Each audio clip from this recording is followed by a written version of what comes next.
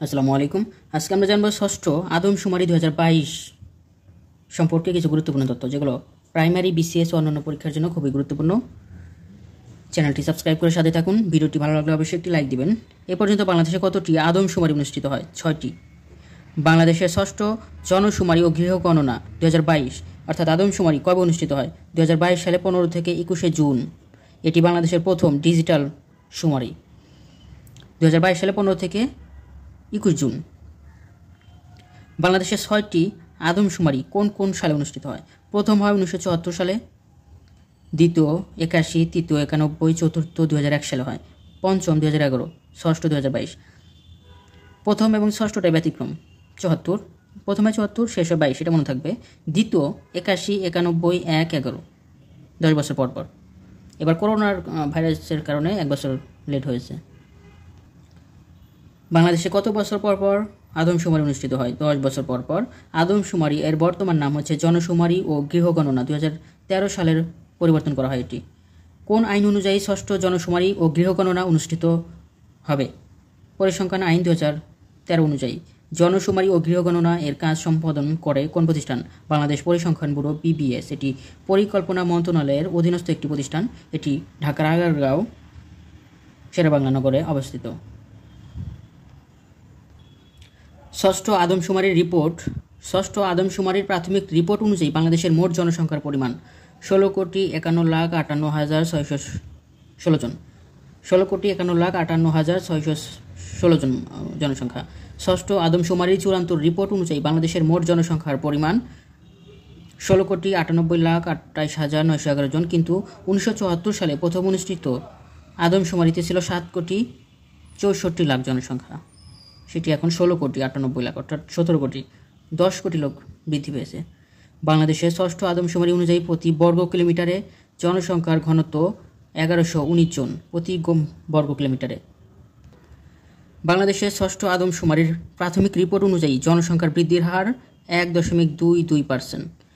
বাংলাদেশের ষষ্ঠ আদমশুমারির চূড়ান্ত রিপোর্ট অনুযায়ী জনসংখ্যার বৃদ্ধির হার 1.12%।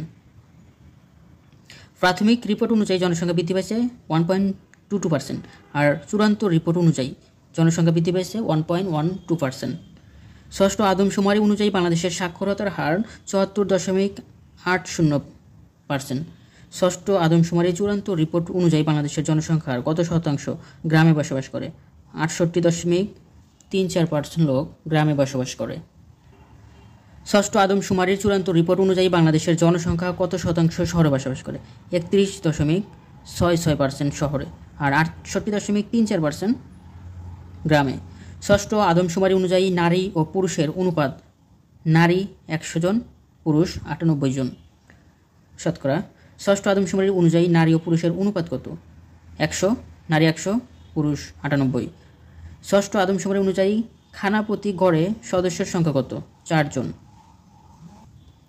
ষষ্ঠ আদমশুমারি অনুযায়ী জনসংখ্যার বৃহত্তর বিভাগ হচ্ছে ঢাকা বিভাগ। ষষ্ঠ আদমশুমারি অনুযায়ী জনসংখ্যার ক্ষুদ্রতম বিভাগ হচ্ছে বরিশাল বিভাগ। ষষ্ঠ আদমশুমারি অনুযায়ী জনসংখ্যার বৃহত্তর জেলা হচ্ছে ঢাকা জেলা। ষষ্ঠ আদমশুমারি অনুযায়ী জনসংখ্যার ক্ষুদ্রতম জেলা বান্দরবান জেলা।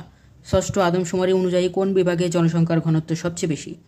ঢাকা বিভাগে জনসংখ্যার ঘনত্ব সবচেয়ে বেশি।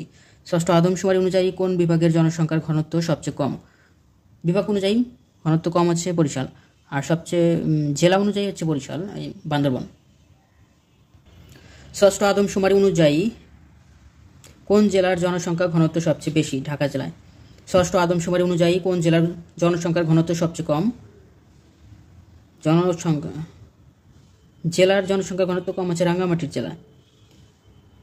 ষষ্ঠ আদমশুমারি অনুযায়ী কোন বিভাগের জনসংখ্যার ঘনত্ব কম? বরিশাল বিভাগের। আর আদমশুমারি অনুযায়ী জনসংখ্যার ক্ষুদ্রতম জেলা হচ্ছে বান্দরবান ছিল। ষষ্ঠ আদমশুমারি অনুযায়ী জনসংখ্যার বৃদ্ধির হার সবচেয়ে কম হচ্ছে বরিশাল বিভাগে। আর জনসংখ্যার বৃদ্ধির হার কোন বিভাগে সবচেয়ে বেশি? ঢাকা বিভাগে। ষষ্ঠ আদমশুমারি অনুযায়ী জনসংখ্যার বৃদ্ধির হার কোন জেলায় সবচেয়ে বেশি?